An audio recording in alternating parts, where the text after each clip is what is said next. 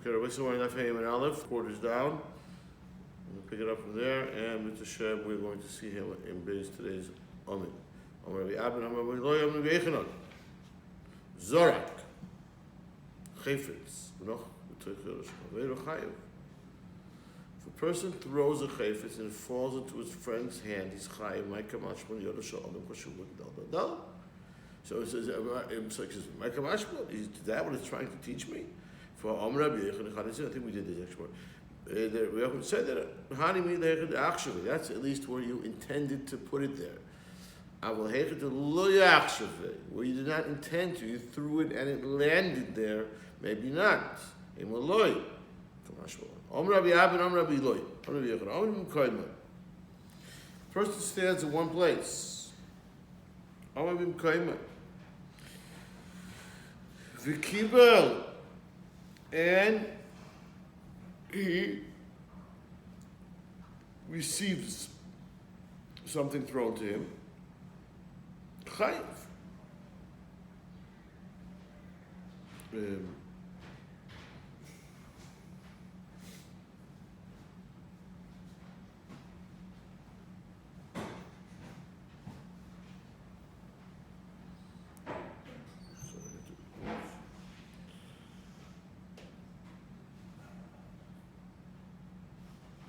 Right. Again, we're talking about there's a zorik.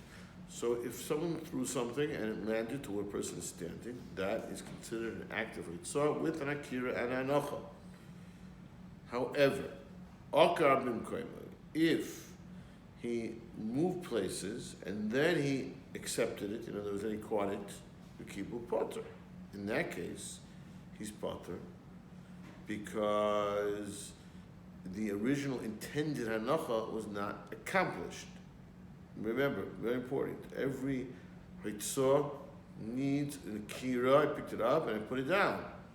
So this happened to be the person moved and it fell on him where he was.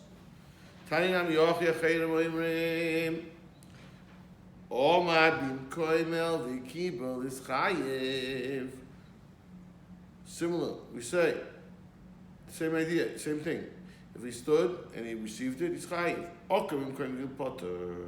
Because what he was intending to put it down is not there. He was oikav in koima, he was bekibo.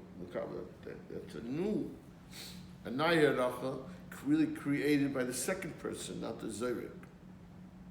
There are two people involved in this case. There's the zayrik and there's the makam. Rabbi Yechanan. Zorik chayfetz v'neker hum im koima v'chaz v'kibul v'kibul. The shaila here is a little more complicated. When the person himself does the akira, he does the anacha. The only thing is he moves to do the anacha. So we have to look at that. So is that doimah to the previous case where he's recreating the original anacha as though he's somebody else? So let's see how the Gemara puts it. Ma can be boiling. Amar of Adam Rav Shnei Koiches Ba'Adam. Echad can be boiling. This person is really one person. He did the akira, he did the anacha, but he's doing it in a way of two people. It's almost like two separate actions. He did an akira, and then but the akira had no anacha to it, and then he had to move. He moves himself to make anacha, so that it's a new action of anacha. And it's called Shnei Koiches in one person. So it's really somewhat of an action of two people. And we know that whenever two people do malacha, we've learned that's not called malacha. Malacha that's incomplete. Malacha has to be able to be done by one person to be a malacha. So that's the shaila here. Shnei Koiches v'nechad yikodim echad is chayiv. Odilma, it is defined as Shnei b'nei Adam halachically, and potter it's not a malacha. Take it. Okay,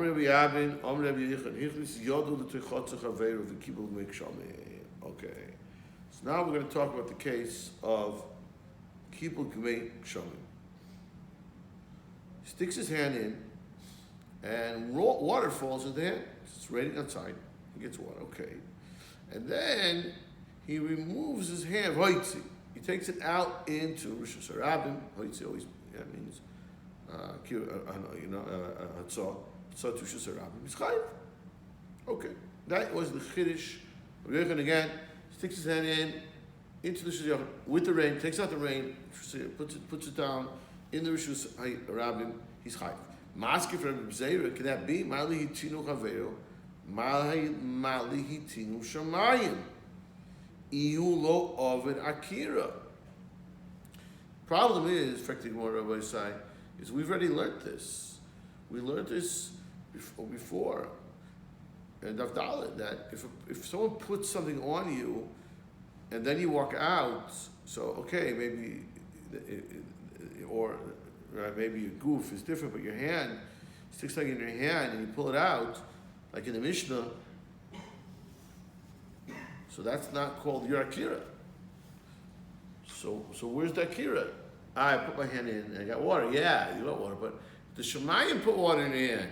You didn't put the water. Why is that any better? What's better than the Balabayas of the Mishnah? So Mali hitinu Shemayim, Mali hitinu Chaveiro, Mali hitinu Shemayim. Either way, it's not your akira.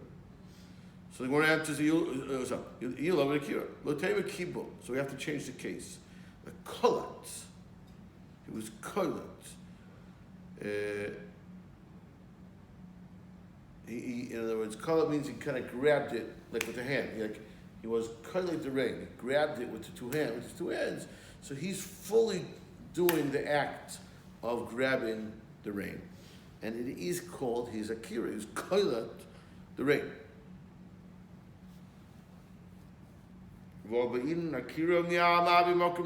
Still, then you're grabbing it out of the air with your two hands. That's very nice, but you're still missing a basic requirement of akira, which is extracting from a mokum dalit. No,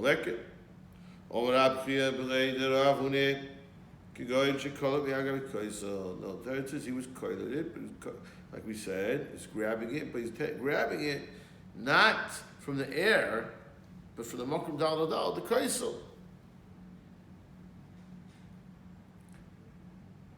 What you call it, mi'al agabi ha'kaisel, frankly Gemara, what?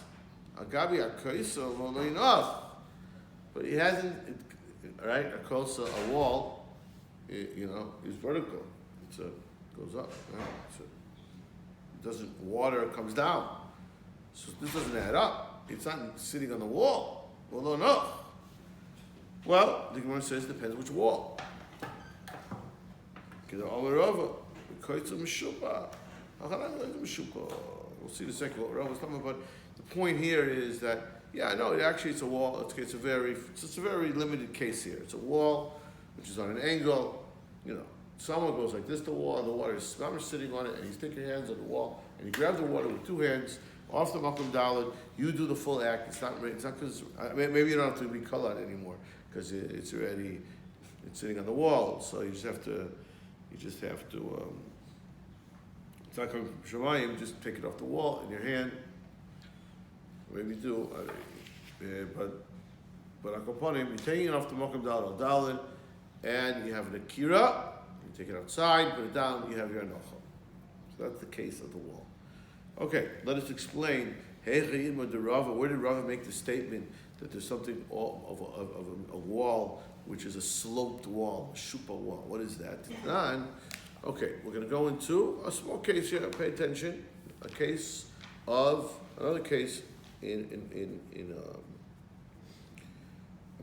Shabbos later on about Hotzah. So listen to this case. Hakayr sefer ala skufa. Sitting on the doorstep, the door. I don't know the exact right word. Like in front of the door, there's something which is elevated, it's if I'm not mistaken in this context, it's in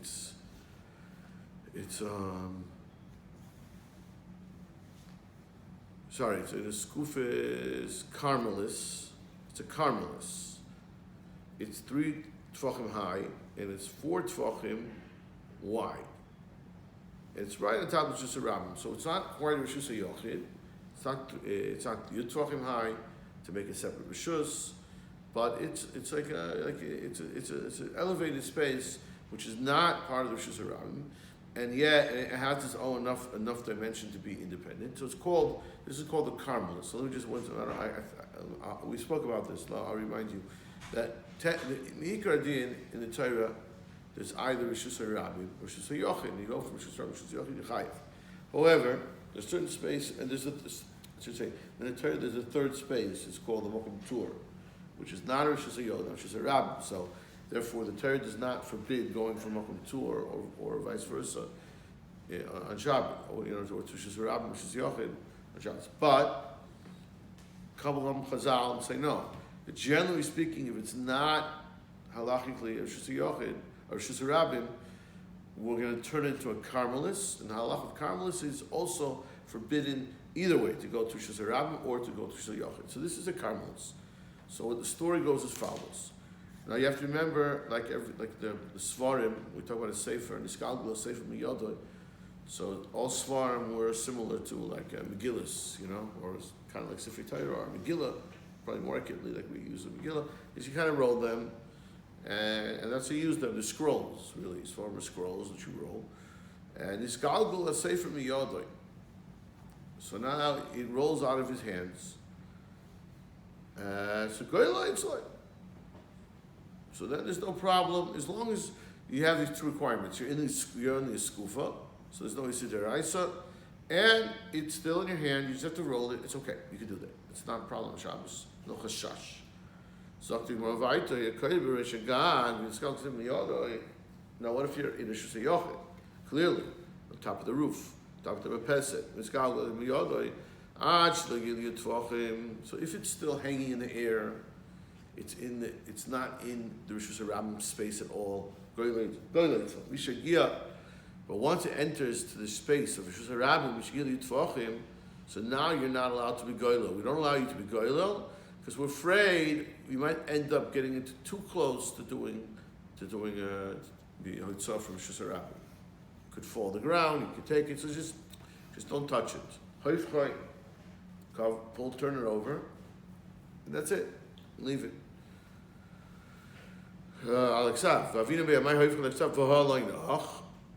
But it's not enough. So what's the problem? It's still in your Rishus HaYochid. So there also, the problem is, no, it's already in the kaisel. And it's a kaisel Meshupah, and it is called Rishus HaRabim. Because the kaisel is Meshupah. And it really functions as really also Rishus HaRabim. Okay, so now, that was just an explanation. This is really a parenthetical discussion we just had about where we use this concept of a sloped wall. Going back to our discussion, we said that when one takes water from Rishus HaYochid, Rishus HaRabim, that is called a Kivanach Yichayv. So the Gemara now questions, Eimer da Omer Rava, the Sefer da Ovid Dinaye Chayir, but Mayim, how can you tell me that that's a kira? One second. It's pouring water on the wall. Mi avida denayich. Water doesn't sit in one place. It maybe hits the wall, but it moves. That's not stationary. Elam Rava. So no, we have to redo the whole case. What was this case? What is the story of this rain? It does Akira Hanacha. Completely different. But you call it me'agli gume. He stuck his hand in a puddle and took out the rainwater and took it out. Okay. Now we got it. Gume, pshita, okay, obviously, what do you want? That's kira nacham,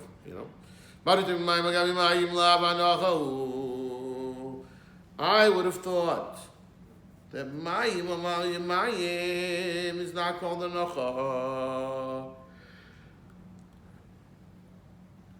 We'll see in a moment that water itself is always moving. One water on top of the other. That may not be called stationary. And who says Yechai over there? That's called a kira. Kamash though it is. And us the Rav of the time, and we'll see. This is Rav's opinion in other places. Dama Rava, mayim agami mayim. Water on top of water. I mean, you have a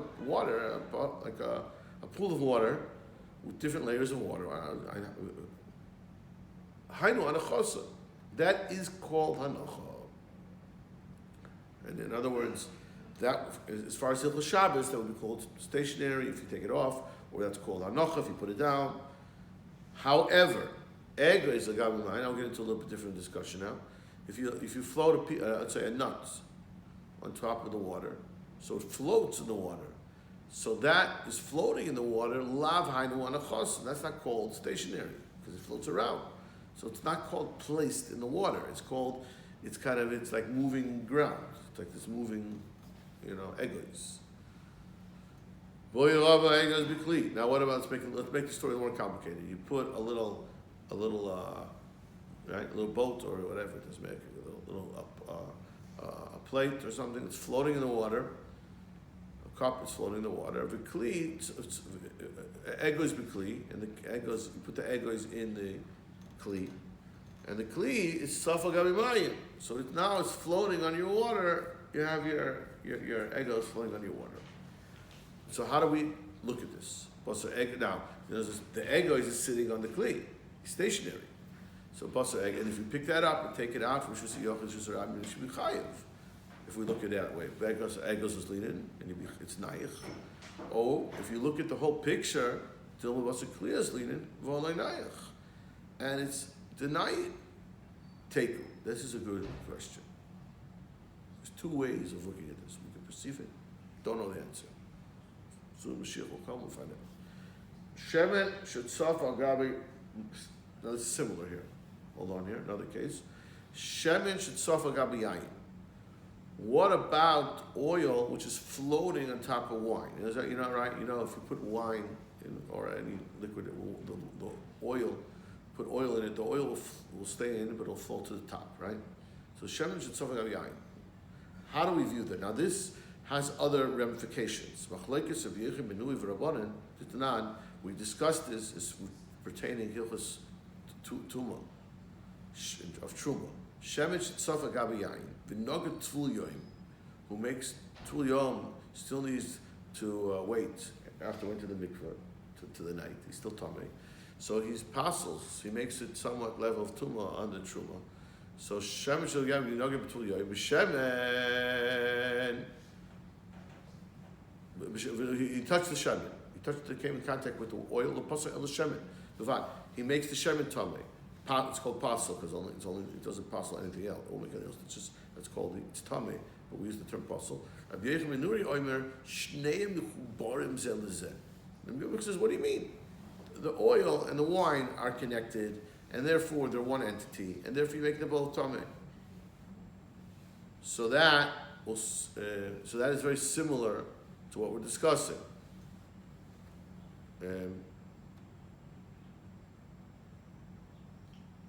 Right? Because if it's one entity, so then it's like the water. In other words, if we look at it, if the water is one entity, so then now we can argue, does the shemen also become one entity, and the nafkamina for truma, and also be nafkamina for hatzah? It's one entity. It's not floating on it. Or do we say no? Shemen is like the egos. It's floating on the water. For Omer Rabbi Abin, Omer Rabbi Loim, a person who is carrying something on himself, and he goes in and out without stopping, without ever stopping, so he's not chayiv. There's no akira and anocha. Akira means that I put it down, I picked it up. So we said before that your body's picking up and going is the equivalent. But that's only if you actually stop. If you never stopped, it's not. But now until he stands. But when he stands, then he's chayiv. So that's if he's standing to rest. As opposed, we'll see as he stands to adjust. That's part of walking. That's not still standing. And we're going to prove how we know this halachically to be true. If a person is walking, now here there's another issue. Normally in the sugyas we're discussing going from Rosh Yeshiva, that is mitzvah. But there's another issue in the Torah of carrying dalet amos in Rosh Rabim. This is also considered to be in Melacha Deraisa, a tolda, I believe, of Itzah. So what happened? He's carrying the Rishus Harabim, so it says as follows. Toich Dalad Amos. He walked 3 amos, 3.5 amos. He needed a shiur of Dalad Amos, remember. Omad Lofush, and he stops. He didn't do Dalad Amos, he's potter. He should have done it. It's awesome, he's potter.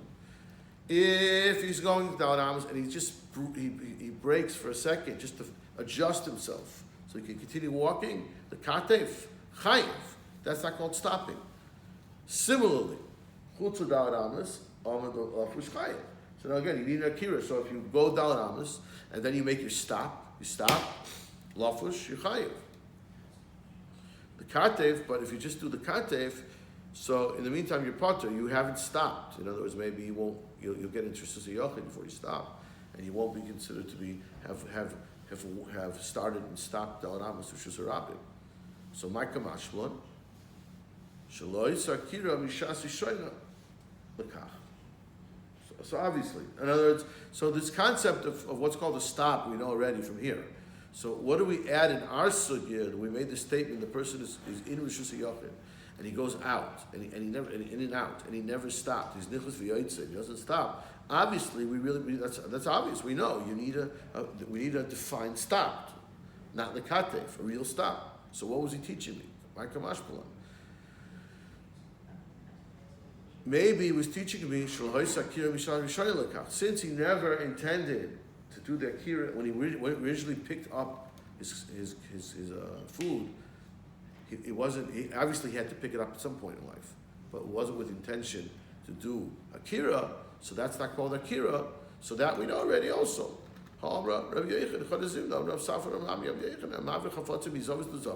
If you're moving your stuff in your house, you're inside. And you're moving your svarim, and then you say, I got to run outside. And you run outside, you don't see it. He's potter, so he's akira b'shabbos. He didn't. When you did the akira, it wasn't with intent to do malacha Shabbos. You're not chayiv in that akira. So the answer is, I'm a roy ninu. It's true. It was said already, and he's not. And that's exactly what he's saying over here. That's exactly what Rabbi Abin Amud HaYomi is saying over here. And it's true that Rav Safra said it b'shem Rabbi Yochanan already. They're both saying b'shem Rabbi Yochanan.